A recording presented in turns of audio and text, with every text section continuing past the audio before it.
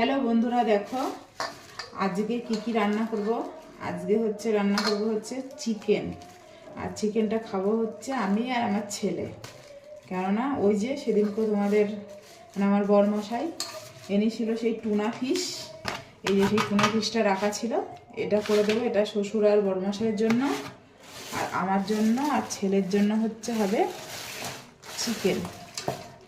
আমার জন্য, ছেলের জন্য, আর হবে টমির জন্য। দেখো আমাদের জন্য চিকেন হবে আর হবে টুনা ফিশ। আর তোমরা তো কেউ কমেন্ট করে জানাওনি যে এটা কীভাবে রান্না করতে হয়।